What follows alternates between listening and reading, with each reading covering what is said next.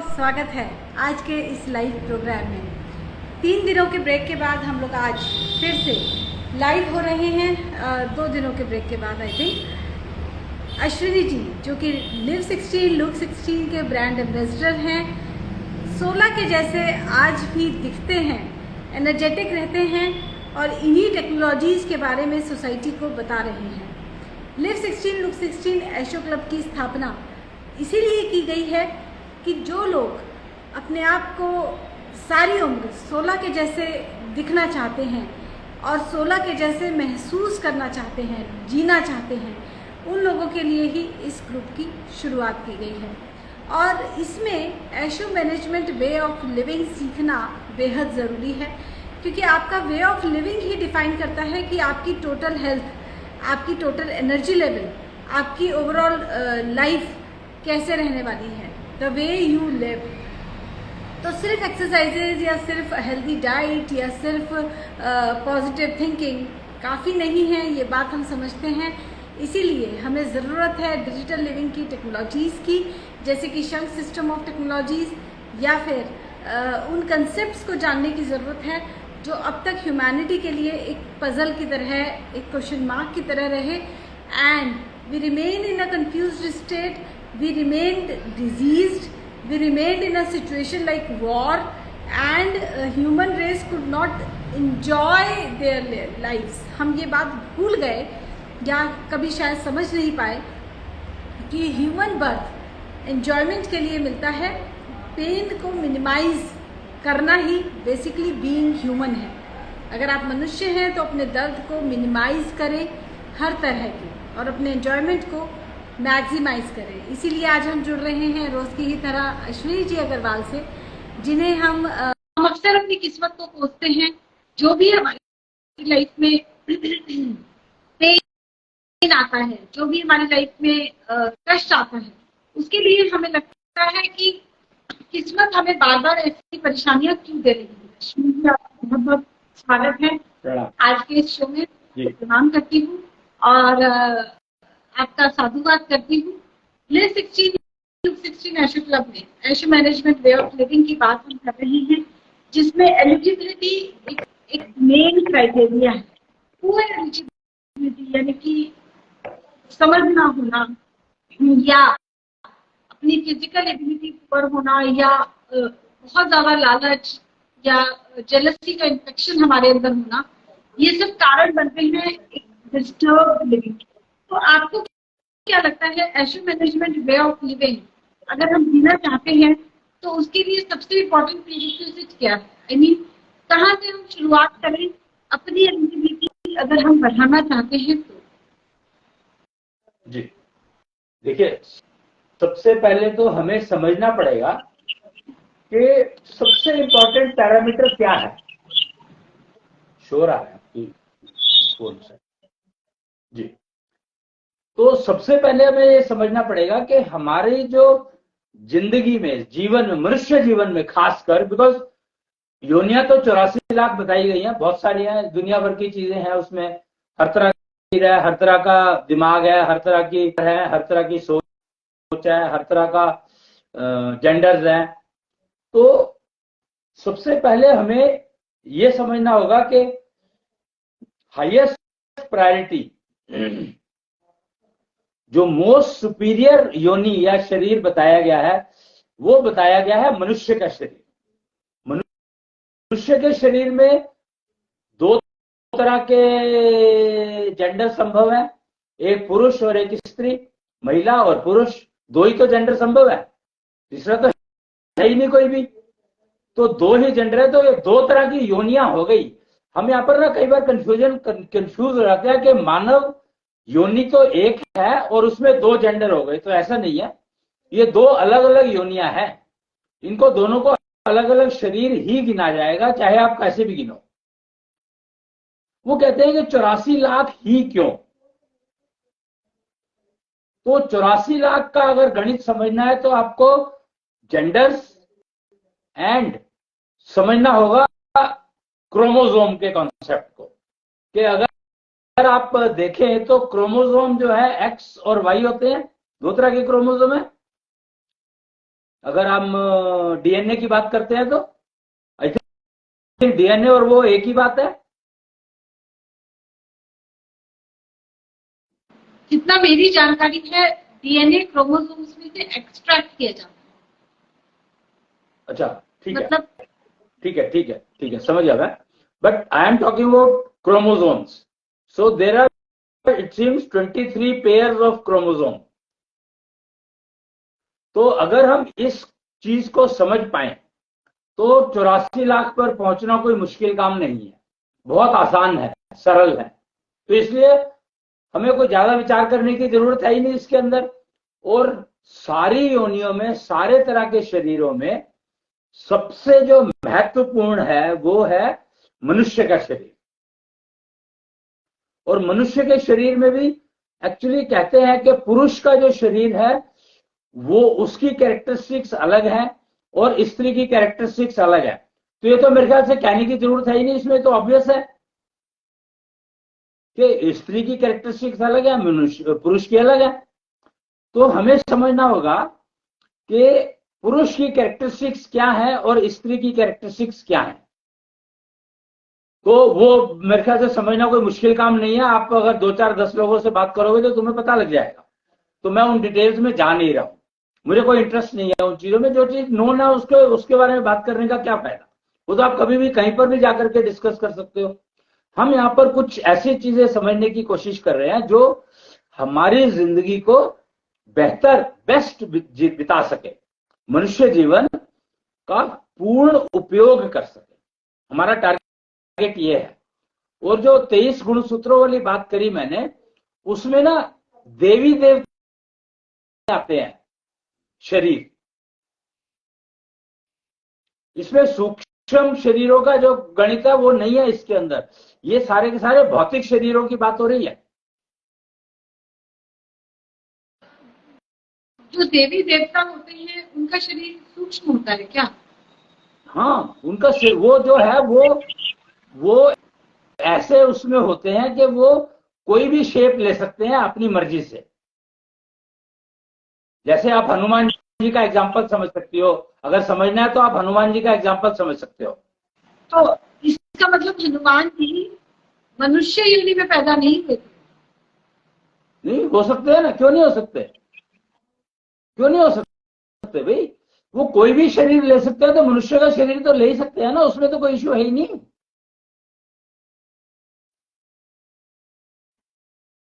समझे कि नहीं? मैं पूछ रही हूँ कि 84 लाख योनियां हैं, जी जिसमें से 2 योनि हो गई, एक ह्यूमन मेल, एक ह्यूमन फीमेल। जी।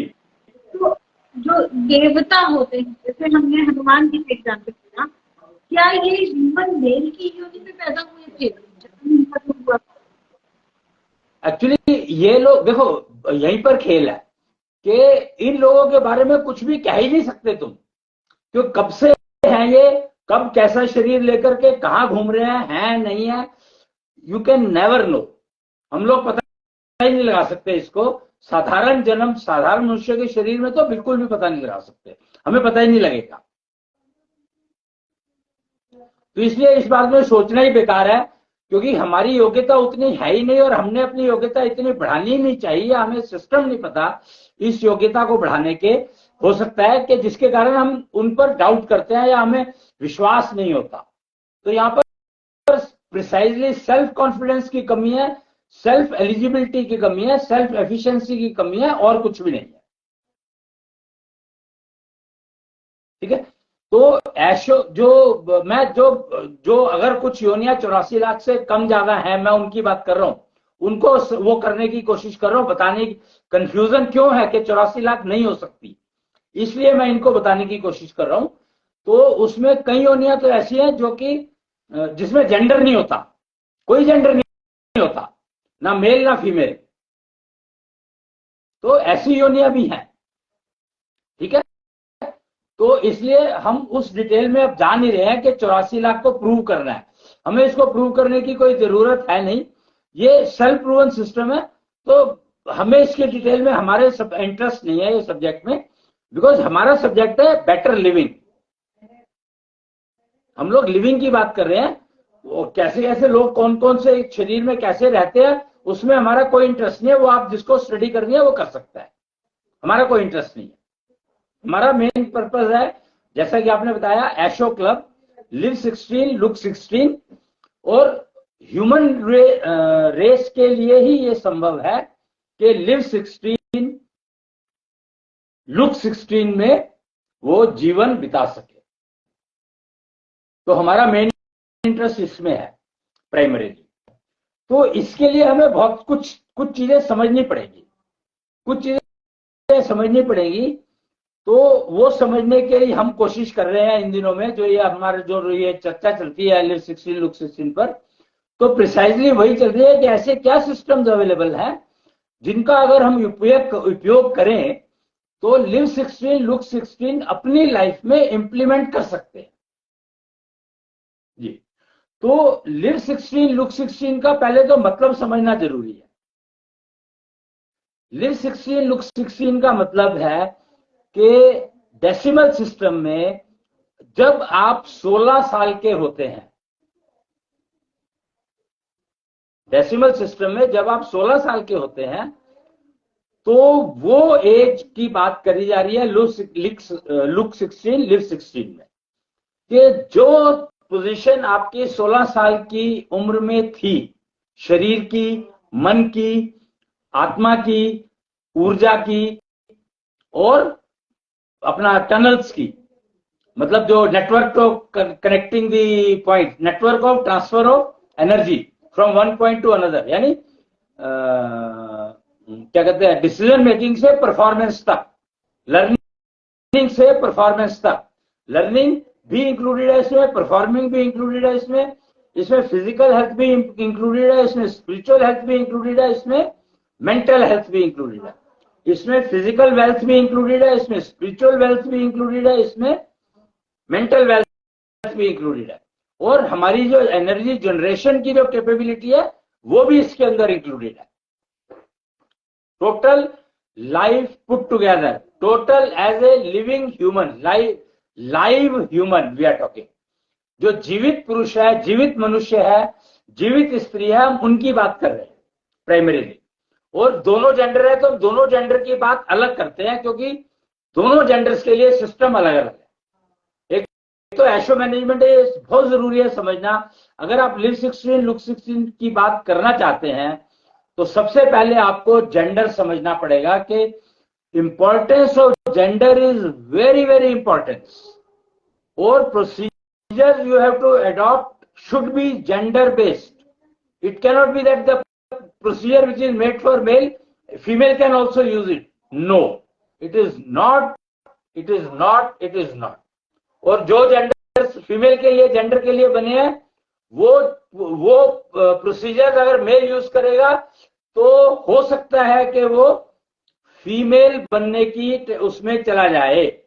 अब समझ रहे मैं क्या कर रहा हूं कि ये जो नपुंसकता आती है, ये जो कहा गया ना एक न्यूट्रल जेंडर जिसको कहा गया, तो न्यूट्रल जेंडर में अगर आप जाने लग रहे हैं, या आपको कुछ ऐसा लगा कि आप न्यूट्रल जेंडर में जा रहे हैं, या अपनी जो आपका जो ओरिजिनल जेंडर है उसको खोने लगे हैं, तो उसका एकमात्र कारण ये है कि आपने वो प्रोसीजर यूज करने शुरू कर दिए जो दूसरा जेंडर के लिए बने थे, मेरे लिए नहीं बने। ठीक है, तो ये चीजें हमें बहुत जरूरी है समझनी कि जेंडर एक तो, क्योंकि जेंडर जो है, दोनों जेंडर अलग अलग योनियां हैं, एक ही योनि नहीं है। अगर मान लो स्त्री जो है पुरुष वाले प्रोसीजर शुरू कर देगी तो उसका घर सेटल करना बहुत मुश्किल हो जाएगा, समाज में रहना उसका मुश्किल हो जाएगा, क्योंकि वो कंपीट तो पुरुषों से करना शुरू कर देगी, लेकिन उसकी जो पैरामीटर्स है वो साथ देंगे नहीं उसका, तो कंफ्यूजन में ज्यादा आएगी, तो कंपीट करने के उसमें ओरिजिनलिटी को खोने लगेगी। यहां पर प्रॉब्लम क्या है कि we start losing originality of our self once we start using the procedure made for others. ठीक है, जैसे मैं यहां पर एक बहुत इंपॉर्टेंट प्रोसीजर की बात करूंगा,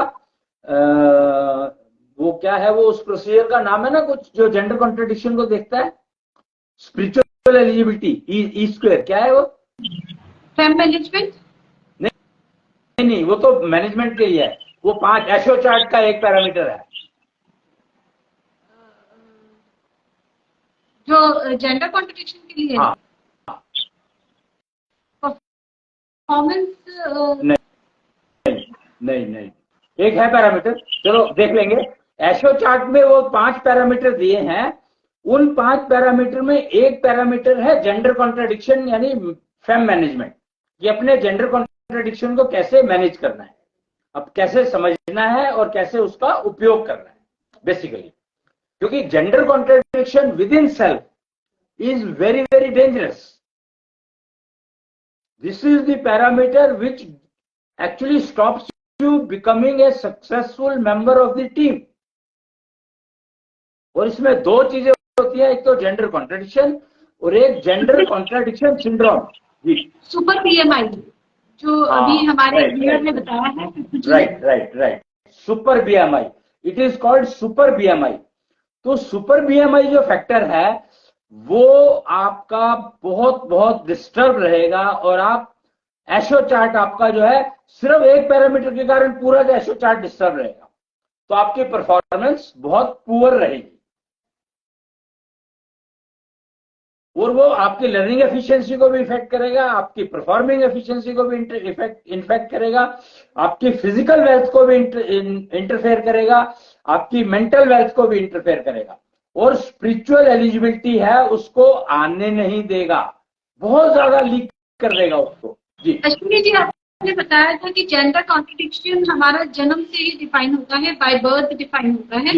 हम इसको बदल नहीं सकते, सिर्फ इसको मैनेज करते हैं। जी, अब कोई फीमेल है और उसने आउट ऑफ कंफ्यूजन वो प्रोसीजर्स फॉलो करने शुरू कर दिए जो मेल के लिए, या वाइस वर्सा, मेल ने फीमेल वाले प्रोसीजर्स फॉलो करने शुरू कर दिए। जी, तो क्या ये जेंडर कॉन्ट्रडिक्शन इससे बढ़ेगा घटेगा? मतलब क्या इसका इम्पैक्ट हमारे जेंडर कॉन्ट्रडिक्शन पर है? नहीं, आपका इम्पैक्ट आएगा आपके जो वो है क्या कहते हैं परफॉर्मेंस, आपकी लर्निंग एफिशिएंसी, आपकी परफॉर्मेंस एफिशिएंसी, आपकी एशोनिधि, आपकी मेंटल वेल्थ, आपकी स्पिरिचुअल एलिजिबिलिटी। ये एक ऐसा पैरामीटर जो बाकी चारों को डिस्टर्ब कर देगा, इसीलिए इसका नाम सुपर बीएमआई दिया गया है। सुपर बीएमआई मतलब ब्रेन माइंड इंटीग्रेशन। तो ब्रेन माइंड का इंटीग्रेशन ही अगर डिस्टर्ब है, आप सोच कर देखो ना अपने आप ही कि अगर आपका ब्रेन और माइंड का इंटीग्रेशन ही अगर डिस्टर्ब है तो आपकी परफॉर्मेंस तो पुअर हो ही जाएगी, सीखने में आपका मन ही नहीं लगेगा।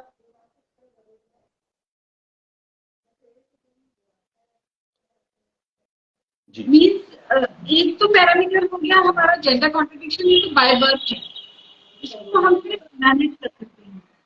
दूसरा हो गया हमारा सुपर बीएमआई, ब्रेन और माइंड का जो नहीं, super gender contradiction is responsible for super BMI, is a parameter for reflecting gender contradiction only, no?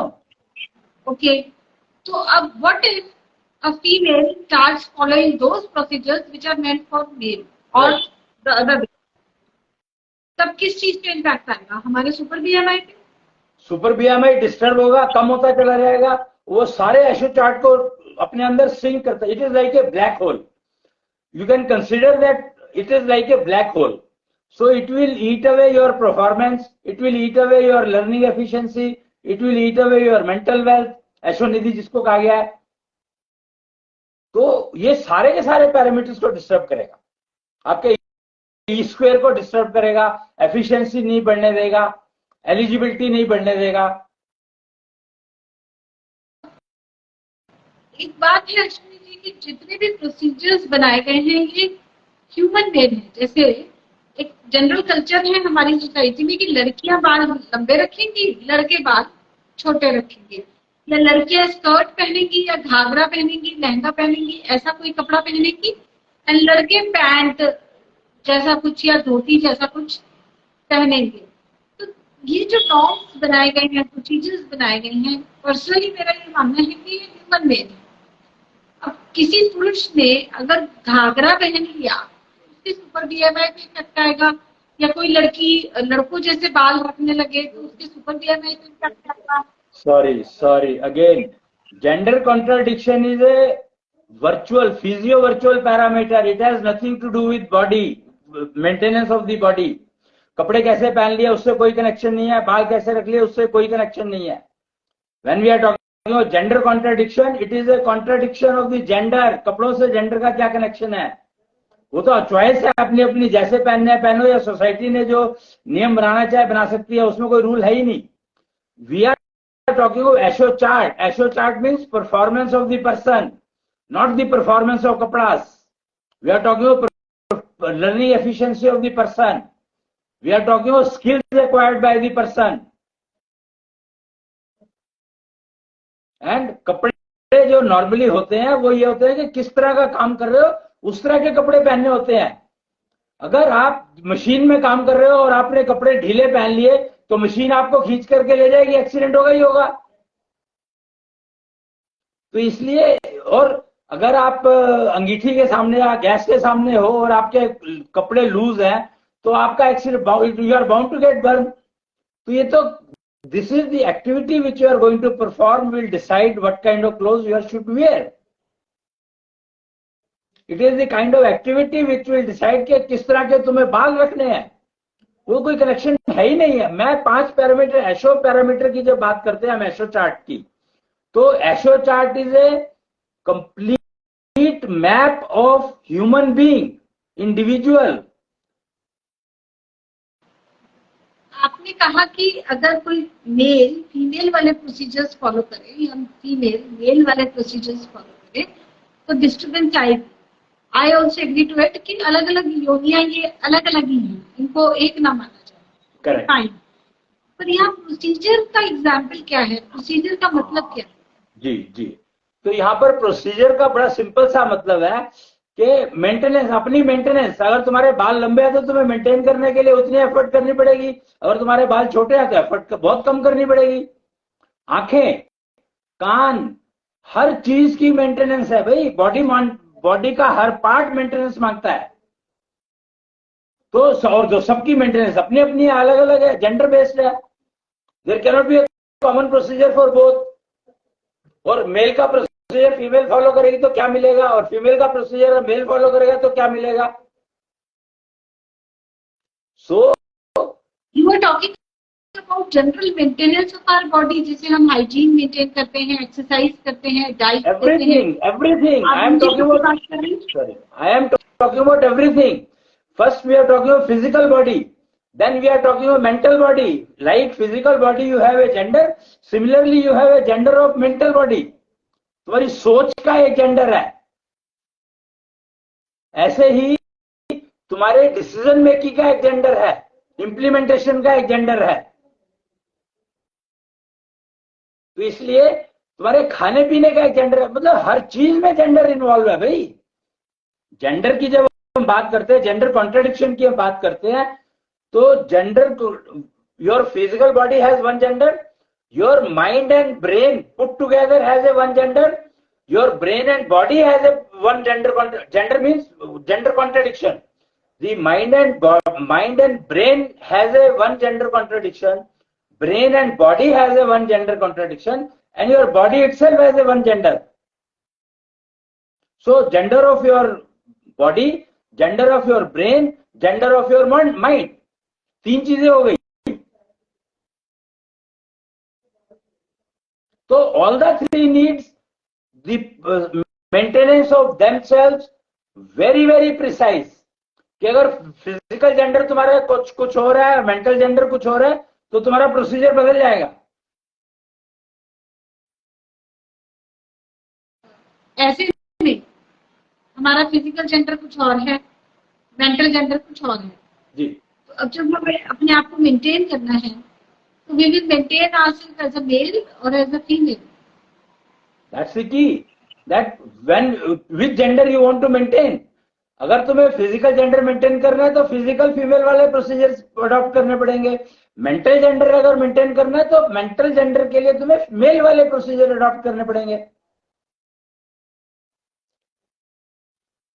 Ashwini, we have the situation in overall situation in the society is there is a chaos everywhere. Families में लोग disturb हैं, organisations में लोग परेशान हैं, एक दूसरे से परेशान है, अपने आप से परेशान है। तो सबका ही जो सोल पर्पस है दैट इज हम अपनी परेशानी से बाहर आ जाए। Right. One single sole purpose is that only. अब इसके लिए मेंटल जेंडर मेंटेन करना है या फिजिकल मेंटेन करना है, it hardly matters. The game is the ultimate result is we want a good life and that is for everyone, सबके लिए है। जो किसी का सीईओ है वो भी, उसको भी लग रहा है कि I want a good life, जो किसी कंपनी में पियोन है उसको भी लग रहा है कि I want a good life. Basically हमें अपना फिजिकल जेंडर मेंटेन करना है या मेंटल करना है? अगर दोनों अलग अलग हैं, तीनों, मेंटल भी, फिजिकल भी और बॉडीली भी, मतलब माइंड का भी और ब्रेन का भी और बॉडी का भी, तीनों जेंडर मेंटेन करने पड़ेंगे भाई। You have no choice. जिसको हैप्पीनेस चाहिए उसको ये तीनों जेंडर मेंटेन करने ही पड़ेंगे। There is no choice.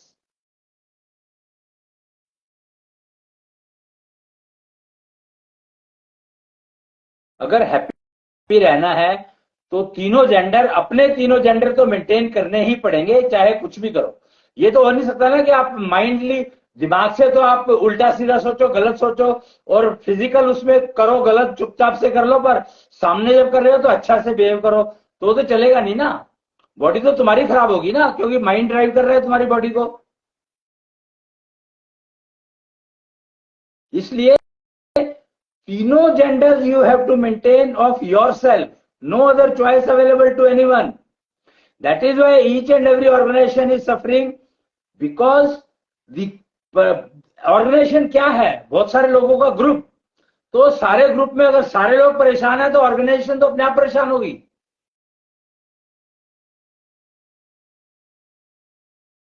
इसलिए हमें तीनों के तीन जेंडर अपने एटलीस्ट केयर करने ही पड़ेंगे, मेंटेन करने ही पड़ेंगे। हमारे पास कोई चॉइस नहीं है, किसी के पास भी कोई चॉइस नहीं है। सिर्फ समझना ये है जी। रही थी एक और क्वेश्चन मेरे मन में आया कि अगर पेरेंट्स अपना जेंडर कॉन्ट्रडिक्शन मेंटेन नहीं कर रहे हैं, सपोज, जो कि आज की डेट में सिचुएशन है, तो अब उनके जब बच्चा होगा, क्या उसकी मनस्थिति पे, उसकी फिजिकल ग्रोथ पे इसका इम्पैक्ट आएगा? नेगेटिव इम्पैक्ट आएगा क्या? आएगा, ये 100% आएगा। क्यों नहीं आएगा? स्पेशली उसकी मेंटल और स्पिरिचुअल एलिजिबिलिटी बहुत पुअर होगी सबसे पहले, और फिर जैसे जैसे वो ग्रो करेगा तो he will be much more confuse कि मैं इधर माँ की तरफ जाऊं या पिता की तरफ जाऊं। पिता की तरफ जाता है तो माँ से छूट जाता है, माँ की तरफ जाता है तो पिता से छूट जाता है, फिर वो जाएगा कहां? ऐसे केस में वो बच्चा जो है कंफ्यूज ही रहेगा। और that is the actually key problem, that teenager community is heading towards suicidal tendency. जी। तो ये जो एक बीमारी हमारी समाज में लग चुकी है दीमक की तरह, that is lack of happiness. प्रसन्नता नहीं है, खुश नहीं है लोग। क्या इसका कारण हम ये कहें कि gender contradiction is the root cause of this बीमारी? नहीं, मैं यहाँ पर ना, जेंडर कॉन्ट्रडिक्शन तो प्राइम पैरामीटर है ही सबके लिए, वो सबके लिए यूनिवर्सल है। लेकिन यहाँ पर एक बहुत इंपॉर्टेंट इंफॉर्मेशन मैं शेयर करना चाहूंगा। एक आपने नाम सुना होगा, महाराजा अग्रसेन, सुना होगा आपने नाम। तो महाराजा अग्रसेन ने एक व्यवस्था रखी थी, उसको कहा था गुणतंत्र व्यवस्था, यानी गुणों पर आधारित राजा का चुनाव, लीडर का चुनाव। यहाँ पे राजा जो शब्द है वो शायद पता नहीं कितना वैलिड है, मैं नहीं जानता, पर लीडर का चुनाव जो है वो गुणतंत्र पर आधारित होना चाहिए। ये व्यवस्था रखी थी महाराजा अग्रसेन ने। और उसके साथ में उन्होंने एक वो चलाया था कार्यक्रम, एक सिक्का एक ईंट, यानी कि जो भी प्राणी गुणतंत्र व्यवस्था को मानता है तो उसको हम रहने के लिए मकान देंगे और अपना कारोबार करने के लिए इनिशियल सीड कैपिटल देंगे। ये महाराजा अग्रसेन का चलाया हुआ वो था गुणतंत्र व्यवस्था। और उसमें उन्होंने कहा था कि हम जो मकान के लिए ईंटें देंगे, मतलब हम मकान नहीं देंगे, हम उसको जगह दे देंगे और मकान के लिए ईंटें दे देंगे, वो जैसा बनाना चाहे बना ले, फ्रीडम है टोटल उसको, शेप जैसी देनी है, जैसा कलर देना है, जो जैसा देना चाहता है दे ले, कोई उसमें कंडीशन नहीं है। सुंदर से सुंदर बनाओ अपना, हर इंसान अपना मकान सुंदर बनाना चाहता है क्योंकि उसमें उसे रहना है। तो महाराजा अग्रसेन ने यही कहा था कि एक तो सारे के 1 लाख लोग थे वहां पर, परिवार थे उनके उस समय में, तो उन्होंने कहा था एक एक ईंट सारे देंगे। तो इससे क्या हुआ कि गुणतंत्र व्यवस्था जो है बहुत मजबूत हो गई और एक एक सिक्का भी सारे देंगे। तो उससे क्या हुआ कि बोझ किसी के ऊपर नहीं पड़ा, यानी वो उधार नहीं है, लोन नहीं है, वो कंट्रीब्यूशन है सिर्फ कि चलो मैंने एक सिक्का दे दिया, अब अपने राज्य के उसके लिए विकास के लिए, राज्य के विकास की बात कर रहा हूं मैं, कि अपने राज्य के विकास के लिए मैंने एक सिक्का और एक ईंट कंट्रीब्यूट कर दी, जो कि मतलब कोई वही नहीं है, किसी तरह का कोई मेरे सारे रूटीन में कोई फर्क नहीं आएगा किसी भी तरह का। तो ये बहुत बढ़िया व्यवस्था शुरू हो गई। और उसमें फिर धीरे धीरे हुआ क्या कि जो कारीगर थे वो आने लगे महाराजा अग्रसेन के उसमें कि जी हमें आपके राज्य में रहना है क्योंकि यहाँ की व्यवस्था बहुत अच्छी है, गुणतंत्र व्यवस्था है, तो हमें आपके यहाँ पर आकर रहना है। और उनको एक सिक्का और एक ईंट के कारण 1 लाख ईंटें मिल गई और 1 लाख सिक्के मिल गए। और 1 लाख ईंटों से उन्होंने मकान बना लिया और 1 लाख सिक्कों से उन्होंने अपनी कारीगरी करने के लिए यूनिट लगा ली, स्टार्टअप कह सकते हो उसको, तो स्टार्टअप लगा लिया। अब स्टार्टअप लगाने के लिए उसको चाहिए थे सिर्फ 10,000, मिल गए 1 लाख।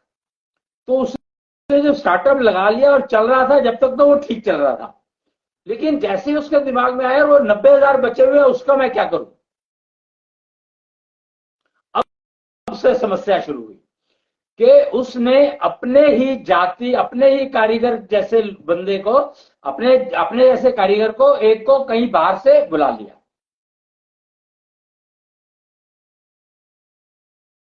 और अपने साथ लगा लिया। उसको नई यूनिट नहीं बनाने दी, तो फर्क कहां पड़ा, उसने उसको अपने यहां पर एम्प्लॉयमेंट दे दी। ठीक है, अब प्रॉब्लम क्या हुई, एम्प्लॉयमेंट दे दी तो उसको सैलरी देनी है, वो काम करे या ना करे। झगड़ा होना शुरू हो गया। वो जो लड़का जिसको रखा था वो अच्छा कारीगर था, तो वो कहता है मैं इस कारीगर की नौकरी क्यों करूं। उसको पता लगा मार्केट में कि ऐसा होता है कि महाराजा अग्रसेन जो है 1 लाख सिक्के देते हैं और 1 लाख ईंटें दे देते हैं, तो तू अपना कर ले। तो उसको छोड़ करके अलग चला गया। अब और प्रोडक्ट वही बना रहा है जो वो बना रहा था, तो उन दोनों में आपस में कंपटीशन और बेसिकली दुश्मनी की भावना पैदा हो गई, जो कि मतलब ऑब्वियस है। और वो चलते चलते एक दिन ऐसा आया, चलता रहा, महाराजा अग्रसेन चले गए और कोई आए उनके पीछे, फिर कोई और आए, फिर कोई और आए, फिर कोई और आए। ऐसे चलते समस्याएं बहुत बढ़ने लग गई। जब तक महाराजा अग्रसेन थे जब तक तो फिर भी सब ठीक चल रहा था, लेकिन उनके जाने के बाद ये समस्याएं बढ़ने लगी। फिर वासुदेव आए, फिर कृष्ण आए, लेकिन इनसे पहले एक और सज्जन आए थे, उनका नाम था महाराजा उग्रसेन। ये महाराजा अग्रसेन की परंपरा में ही थे। तो इन्होंने कहा कि ये तो बहुत गलत है कि हम सब कुछ तो हम अरेंजमेंट करके दे रहे हैं और हमारे उसमें अपराध बढ़ता जा रहा है। उसको रोकने के लिए राष्ट्रवाद की, वो उस समय में कंस जो थे वो उसके पुत्र थे, महाराजा उग्रसेन के पुत्र थे कंस, और कंस भी उसी परंपरा में चल रहा था कि युद्ध करना है, लड़ना है, लड़ाई लड़ाई लड़ाई, कंपटीशन रोकना है। वो उसका तो सारा समय ही इस चीज में निकल जाता था कि लोगों की लड़ाई को सुलझाने में ही उसका काम हो जाता था सारा। सजा देनी है, कोई लड़ाई हुई सजा देनी है, झगड़ा सुलझाना है, इस तरह के कामों में ही लगा रहा वो। तो उसका दिमाग जो है ना बहुत ज्यादा क्रोधित हो जाता था, जिसकी वजह से वासुदेव के साथ अपनी बहन का विवाह करने के बावजूद उन्होंने उसको जेल में डाल दिया। खैर, फिर कृष्ण आए, कृष्ण ने कंस का वध किया और फिर महाराजा अग्रसेन को दोबारा से राजा बनाया। तो कृष्ण ने क्या किया? कृष्ण ने न्याय चक्र का निर्माण किया, जिसको हम लोग सुदर्शन चक्र के नाम से जानते हैं बाद में। पर पहले न्याय चक्र का निर्माण किया क्योंकि अब न्याय की बहुत जरूरत पड़ने लगी थी और न्याय उस तरीके से, न्याय व्यवस्था उस तरीके से नहीं हो सकती थी जैसी कंस किया करता था। अश्विनी जी, न्याय चक्र का निर्माण नहीं किया, सुदर्शन चक्र उनके पास पहले से था क्योंकि वो विष्णु के पूर्ण अवतार। मैं कह रहा हूं कि उन्होंने न्याय व्यवस्था का निर्माण किया और सुदर्शन चक्र उठाया जो उस न्याय व्यवस्था को नहीं मानते थे, और फिर सुदर्शन चक्र को ही न्याय चक्र कहना शुरू कर दिया क्योंकि नेचुरली वो दंड देते हैं। दंड जो अभी एक वो हुआ था ना, जो राजदंड जिसको कहते थे, तो वो न्याय चक्र जो है कृष्ण का दिया हुआ है। तो न्याय व्यवस्था की बात कर रहा था मैं। तो जो न्याय व्यवस्था के सूत्रधार है वो कृष्ण है। पर ये जो न्याय व्यवस्था आधारित समाज का जो निर्माण शुरू किया, वो शुरू किया राष्ट्रवाद से महाराजा उग्रसेन ने शुरू किया था। और इन दोनों में तकरीबन 8 से 900 साल का फर्क है। महाराजा अग्रसेन तकरीबन 6000 साल पहले आए थे और महाराजा उग्रसेन जो है वो तकरीबन 5500 साल पहले आए थे कृष्ण के पीरियड में, जबकि महाराजा अग्रसेन कृष्ण से बहुत पहले आए थे। तो मेरा मेन मतलब मुद्दा यह था कि सूत्रधार कृष्ण थे न्याय व्यवस्था के, और जो संस्थापक महाराजा अग्रसेन थे सामाजिक व्यवस्था के, गणतंत्र व्यवस्था के संस्थापक थे महाराजा अग्रसेन। उसका कोई सूत्रधार नहीं था, सूत्रधार भी वही थे और संस्थापक भी वही थे। लेकिन न्याय व्यवस्था को इंप्लीमेंट किया, जो सूत्रधार थे वो कृष्ण थे और संस्थापक जो थे वो थे महाराजा उग्रसेन। और ये जो राष्ट्रवाद, और उन्होंने जो अपनी व्यवस्था का नाम दिया था न्याय आधारित सामाजिक व्यवस्था, गणतंत्र व्यवस्था, उसका नाम दिया था राष्ट्रवाद। तो वो जो एक विचार था, वो जो एक सिस्टम था, वो ही चलने का अब जो काम शुरू किया है वो किया है कृष्णेंद्र। अब जो है ब्रह्मांड के राजा बने हैं कृष्णेंद्र। कृष्ण बने थे द्वारकाधीश, फिर वो बने थे जगन्नाथ, और अब वो बने हैं कृष्णेंद्र यानी ब्रह्मांडधीश।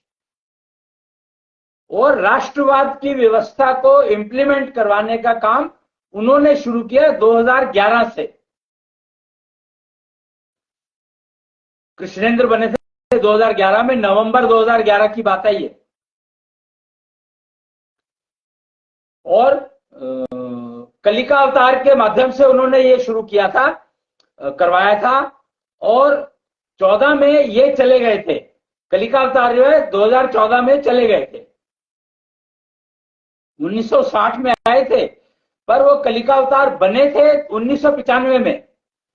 एक उसमें आए थे, वो कलिका अवतार आए थे, पर पता नहीं था किसी को, और वो तब तक कलिका अवतार नहीं बन पाए जब तक के कृष्ण ने उनको नहीं अपनाया।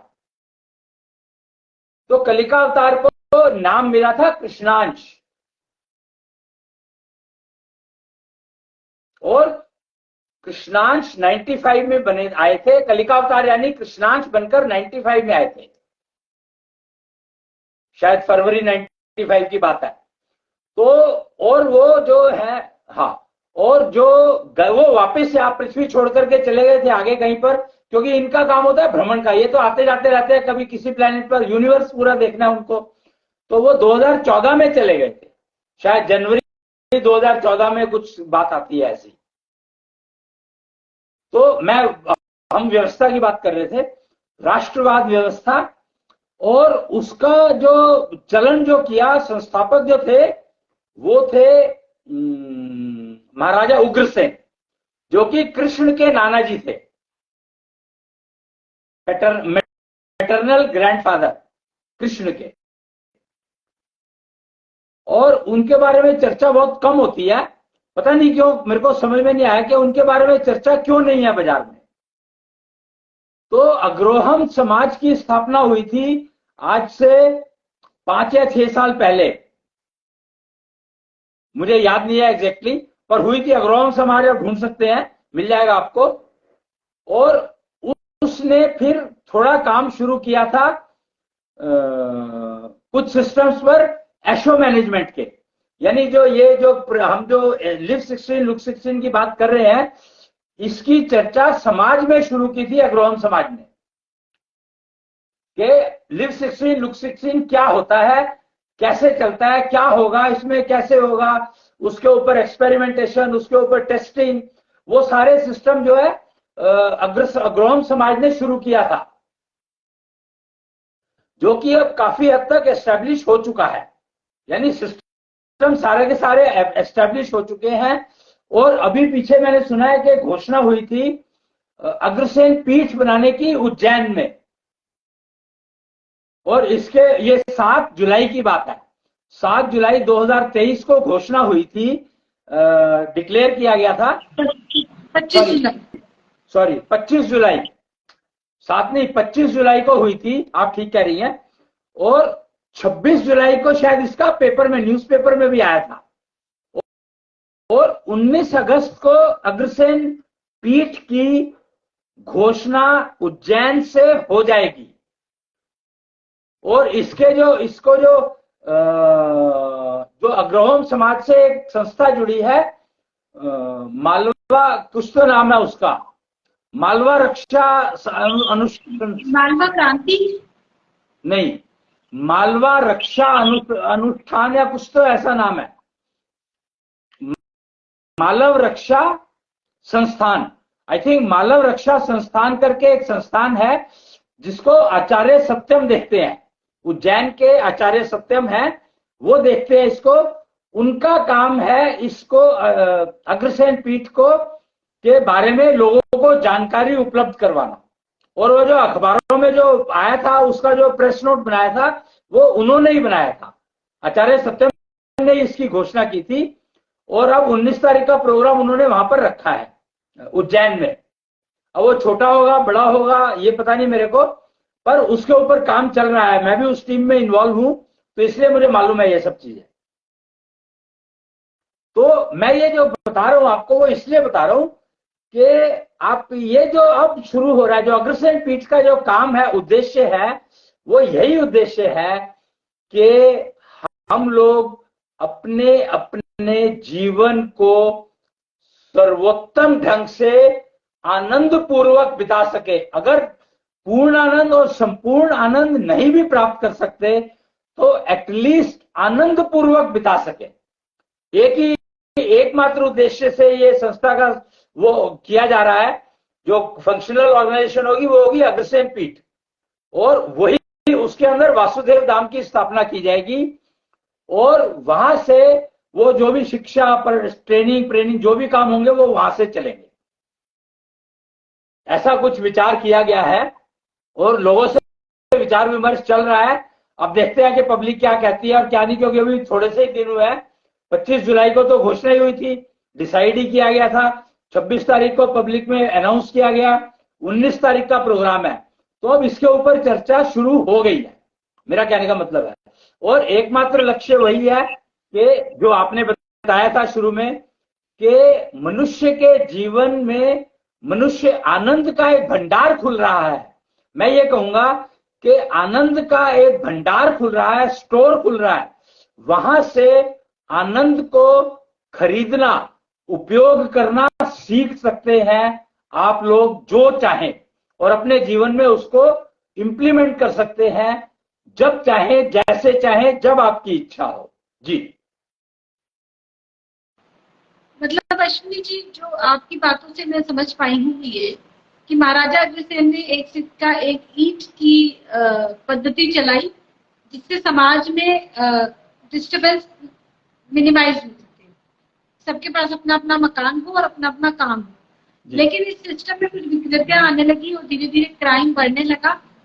महाराजा उग्रसेन ने, जो कि कृष्ण के नाना हुए, उन्होंने ये ऑब्जर्व किया कि ये सिस्टम परफेक्ट नहीं है, और वासुदेव जी ने और कृष्ण जी ने उसके बाद सामाजिक व्यवस्था को फिर से ठीक करने के लिए न्याय व्यवस्था का एक पुनर्गठन किया। एक मिनट, मैं यहाँ पर यह कहूंगा कि महाराजा उग्रसेन को उनके पुत्र ने ही कैद कर दिया था,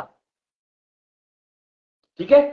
तो और वासुदेव को और देवकी को विवाह के बाद ये कैद कर दिया। तो ये दोनों, क्योंकि ये शाही कैदी थे तो इनको फ्रीडम थी, तो महाराजा उग्रसेन और वासुदेव आपस में बातें किया करते थे, जो आधार बना गुणतंत्र की व्यवस्था में जो भी प्रॉब्लम्स है उसको ठीक करने का। और उन्होंने कहा कि इसमें न्याय व्यवस्था होनी चाहिए। कंस जैसे न्याय करता है वो न्याय करना ठीक नहीं है, न्याय व्यवस्था होनी चाहिए। अल्टीमेटली उस न्याय व्यवस्था का गठन किया गया श्री कृष्ण जी के द्वारा। नहीं, उस न्याय व्यवस्था को इंप्लीमेंट करने का जो सूत्रधार थे, जो उन्होंने तो डिस्कस किया, डिसाइड किया क्या होना चाहिए, क्या क्या होना चाहिए, फिर कृष्ण ने उसको मॉडिफाई किया, ठीक किया, हर प्रोसीजर उसमें जो जो जरूरत थी वो दिया, न्याय दंड को इंप्लीमेंट किया बेसिकली।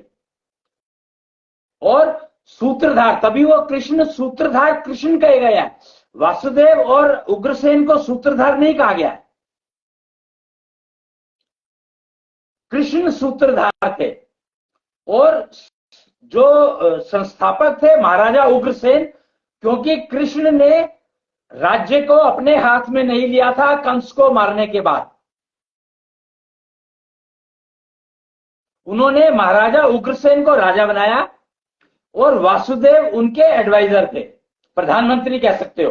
तो ये जो प्रधान और प्रधानमंत्री का जो सिलसिला चला है, राष्ट्रपति और प्रधानमंत्री का सिलसिला, वो वहीं से चला है। राष्ट्रवाद का जो सिस्टम शुरू हुआ उसी में प्रेसिडेंट और प्रधानमंत्री, ये दोनों सिस्टम जो है वहीं से चले हैं। और जहां पर राष्ट्रपति, पहले राष्ट्रपति आप कह सकते हो महाराजा उग्रसेन थे। राष्ट्रवाद प्रक्रिया में पहले राष्ट्रपति उग्रसेन थे, महाराजा उग्रसेन, और वासुदेव उनके प्रधानमंत्री थे, पहले प्रधानमंत्री। जो अग्रोहम समाज के बारे में आप बात कर रहे हैं, जिसकी गठन 5 या 6 साल पहले हुआ है, या जिस अग्रसेन पीठ की स्थापना मालवा या उज्जैन से होने जा रही है, इनका क्या पर्पस है? ये किस संदर्भ में? जी मैं बताता हूँ। देखिए, जहां पहले आपने अग्रोहम समाज की बात की क्योंकि पहले वो आई थी, तो अग्रोहम समाज का जो पर्पस था वो ये था कि क्या हर इंसान के अंदर आनंद को इंजेक्ट किया जा सकता है, डेवलप किया जा सकता है, विकसित किया जा सकता है। उसके लिए कुछ सिस्टम अवेलेबल है, तो वो क्या अवेलेबल है मार्केट के अंदर, उसकी स्टडी और उनको समझना और उनका यूज करके टेस्ट करना कि वो संभव है कि नहीं है। एक इंसान में पहले एक जेंडर में टेस्ट किया, फिर दोनों जेंडर में टेस्ट किया, फिर एक परिवार में टेस्ट किया, फिर एक पर्टिकुलर ग्रुप ऑफ सोसाइटी में टेस्ट किया। तो वो सारा काम अग्रहम समाज ने किया और प्रूव कर दिया कि यस, आनंद जो है वो इंजेक्ट करना संभव है हर इंसान में, हर जेंडर में। पुरुष मनुष्य योनि होनी चाहिए, मनुष्य जेंडर होना चाहिए, यही एक कंडीशन है एकमात्र। तो आपके उसमें आनंद को आप अपने आप इंजेक्ट कर सकते हैं तामसिक एंटीडोट खरीदकर। तो तामसिक एंटीडोट का निर्माण किया, डिजाइन किया, डेवलप किया, विकास किया अग्रहम समाज ने। अग्रहम समाज के एक ऐसा रिसर्च इंस्टीट्यूट हो गया जिसने इस फैक्ट को एस्टेब्लिश किया कि happiness can be induced in every individual. Yes, every male and female, any gender, male female, कोई एज है, कोई आपके सोशल कंडीशन है, आपके अंदर हैप्पीनेस को इंड्यूस किया जा सकता है। देयर आर प्रोसीजर्स अवेलेबल, या ऐसी कोई दवाइयां अवेलेबल जिसको आप तामसिक एंटीडोट। राइट। सेम पीठ की जो आप 19 अगस्त को कह रहे हैं कि स्थापना होने जा रही है, इसका क्या बताया ना कि इसका पर्पस है गुणतंत्र व्यवस्था क्या होती है जो महाराजा अग्रसेन ने शुरू की थी, उसको लोग समझें और फिर उसको अगर वो ठीक लगती है तो उसको यूएन इंप्लीमेंट करवाए और सारे राष्ट्र के अपने अपने अध्यक्ष, सारी संस्थाएं जो भी राष्ट्र चलाती हैं, वो सारे के सारे अपने अपने राज्यों में, अपने अपने राष्ट्र में इसको इंप्लीमेंट करें। राष्ट्रवाद की जो प्रणाली है, राष्ट्रवाद की जो सिस्टम है, वो सभी के सभी अपने अपने कंट्री में, अपने अपने नेशन में इसको इंप्लीमेंट करें, जिससे कि हर citizen, each citizen should enjoy its life span completely, live 16, look 16। हर प्राणी को अवेलेबल होना चाहिए, उपलब्ध करवाना हर राष्ट्र की जिम्मेदारी है। और जब तक राष्ट्रवाद नहीं होगा तब तक ये इंप्लीमेंट होना मुश्किल है, संभव नहीं है। जी, कुछ हद तक तो एक सिक्का एक ईंट अभी भी इम्प्लीमेंट हो रहा है। जैसे हर एक राष्ट्र में सिक्के लिए जाते हैं लोगों से, एक सेंट्रल एक जगह पे इकट्ठा किया जाता है जिसको हम टैक्स कहते हैं, और उस टैक्स में से कई तरह की स्कीम चलाई जाती हैं। अगर मैं अपना एक कोई स्टार्टअप शुरू करना चाहती हूँ तो मुझे गवर्नमेंट से बहुत ही सब्सिडाइज्ड रेट पे वो लोन मिल जाता है। वो लोन कई बार माफ भी हो जाता है, हो सकता है ये एग्रीकल्चर पर्पज के लिए I can get that money जो टैक्स के फॉर्म में गवर्नमेंट ने इकट्ठा किया है। कुछ हद तक जो मैं देख पा रही हूँ, एक सिक्का एक ईंट अभी भी उसी पर आधारित व्यवस्था चल रही है ऑलमोस्ट सभी राष्ट्रों में। But there crime prevailing, dissatisfaction है सोसाइटी में, डिस्प्यूट है। एक कम्युनिस्ट नाम की कम्युनिटी है जो कहती है कि समानता होनी चाहिए, समाजवाद होना चाहिए। एक कैपिटलिस्ट कंपनी है, वो कहती है कि बेचो और खरीदो, दैट्स इट, सब कुछ मार्केट है, डिमांड एंड सप्लाई है। तो there is a lot of confusion and disturbance. नहीं, यहाँ पर देखो बहुत सिंपल सी बात करता हूं मैं, वो जो समता वाला जो कॉन्सेप्ट है वो बहुत बढ़िया है। महाराजा अग्रसेन ने गुणतंत्र की व्यवस्था की थी। एक सिक्का एक ईंट तो वो एक प्रोसीजर, गुणतंत्र में उसका कोई रोल नहीं है। सॉरी, गुणतंत्र मतलब लीडर चुनने की बात हो रही है यहाँ पर, फर्क समझे ना। वो जो आपने एक सिक्का एक ईंट वाली बात कर रहे हो, वो तो एक व्यवहार की बात है। और व्यवहार में क्योंकि वो एक सिक्का एक ईंट की बजाय अगर वो ये कहते कि एक ईंट और जितने तुम्हें सिक्के काम करने के लिए चाहिए उतने, तो शायद ये समस्या नहीं आती। स्टार्टअप अभी भी क्या है कि हम लोग जो प्रोजेक्ट बनते हैं उस प्रोजेक्ट में हम एप्रिहेंशन को बहुत ज्यादा वैल्यू देते हैं, कंटिजेंसी को बहुत ज्यादा वैल्यू देते हैं। तो कंटिजेंसी क्या है? वो कंटिजेंसी ही एक्चुअली प्रोजेक्ट को मार देती है कि 30% अगर तुमने कंटिजेंसी एक्सपेंसेस रख लिए तो तुम्हारे प्रोजेक्ट की जो कॉस्ट है वो 30 गुना तो बढ़ गई, मतलब 30% तो ऑलरेडी इंक्रीज हो गई। तो आपका जो मेन सिस्टम है वो सारा का सारा बिगड़ जाता है। इसलिए न्याय व्यवस्था, और न्याय व्यवस्था भी बहुत जरूरी है, क्योंकि समता अगर लानी है तो न्याय व्यवस्था के बिना समता आ नहीं सकती, समता न्याय व्यवस्था के बिना आ नहीं सकती।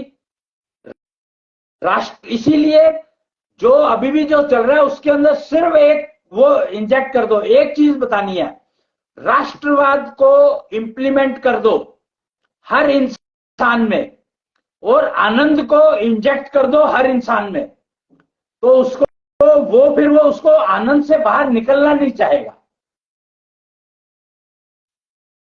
और जब आनंद से बाहर नहीं निकलेगा तो वो क्राइम अपने आप खत्म हो जाएगा। नेगेटिव सोच आएगी नहीं, रहेगी नहीं।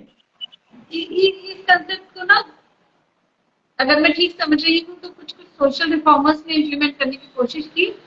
एक मूवी आई थी दम मारो दम मिट जाएगा, उसमें हिप्पी कल्चर को प्रमोट किया गया था या दिखाया गया था, हिप्पी कल्चर को, जो एक समय में 70s 80s में बहुत प्रोमिनेंटली उभर कर आया था, जिसमें आप ड्रग्स लेते हैं और अपने आप को नशे में रखते हैं। बात आनंद की हो रही है। सॉरी, पहली बात तो ये समझो कि आपके पास ड्रग्स लेने के लिए पैसे कहां से आए।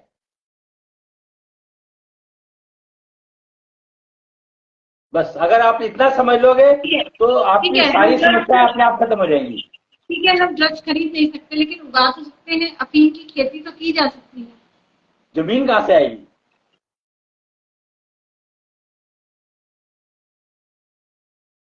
पानी कहां से आएगा? खाद कहां से आएगी? फर्टिलाइजर कहां से आएगा? कीटनाशक कहां से आएंगे? फिर वो जो निकाल रहे हो उसको निकालने के प्रोसीजर्स के लिए लोग कहां से आएंगे? हर चीज के लिए पैसा चाहिए, चाहे समता की बात करो या विषमता की बात करो, बात की बात है, पर पैसा तो हर चीज के लिए चाहिए ही। रॉ मटेरियल खरीदने के लिए पैसा चाहिए, अग्नि अगर आपको अंगीठी जलानी है, गैस जलानी है, उसके लिए पैसा चाहिए।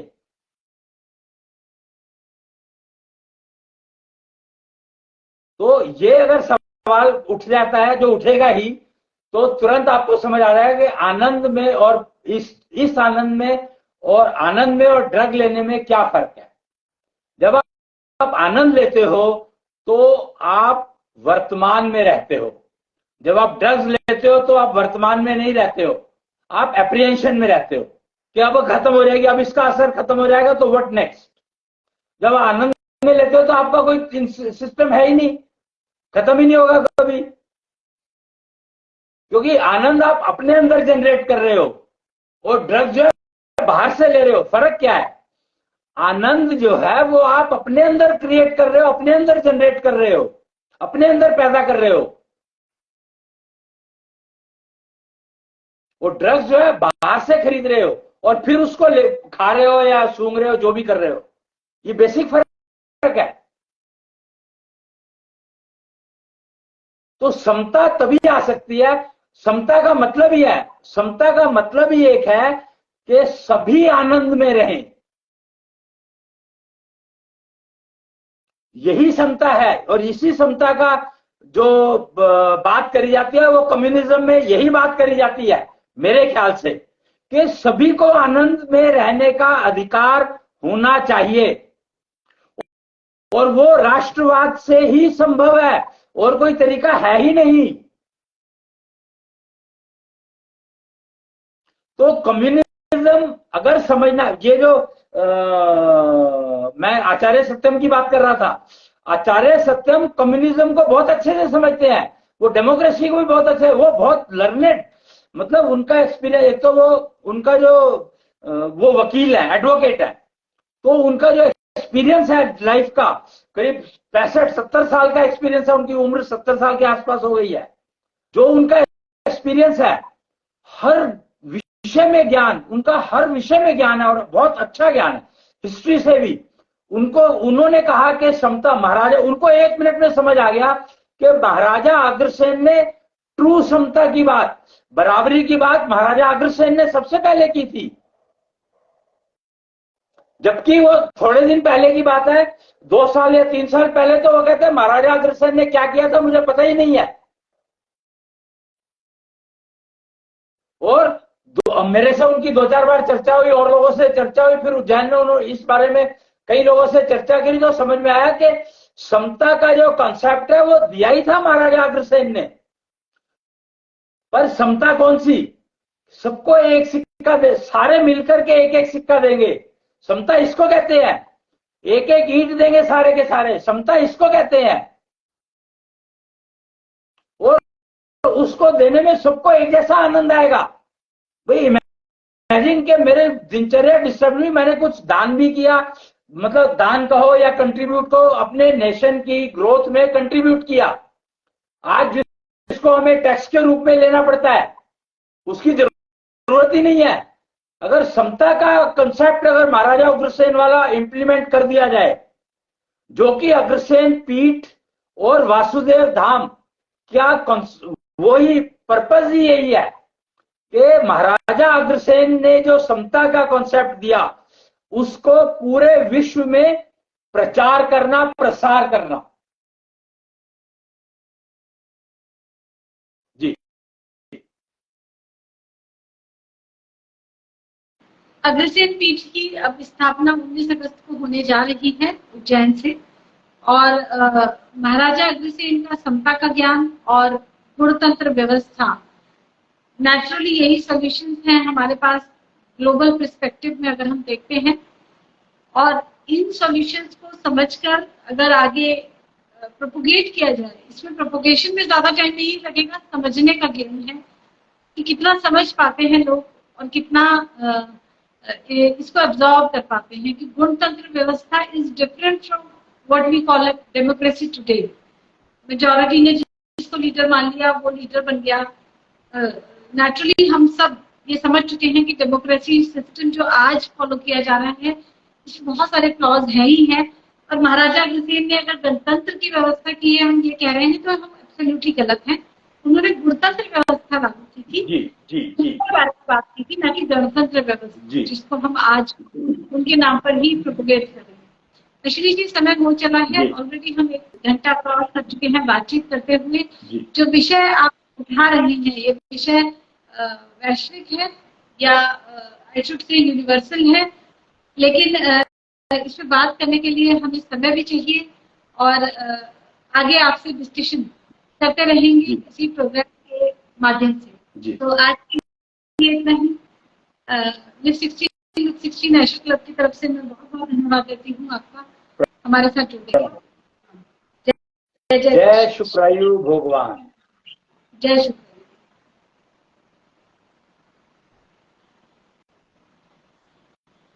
लिव 16 लुक 16, अगर सोसाइटी में डिस्टर्बेंसेस हैं, समता नहीं है, इक्वालिटी नहीं है, तो नेचुरली हमारी लाइफ में एंजॉयमेंट कहीं ना कहीं कम होता है।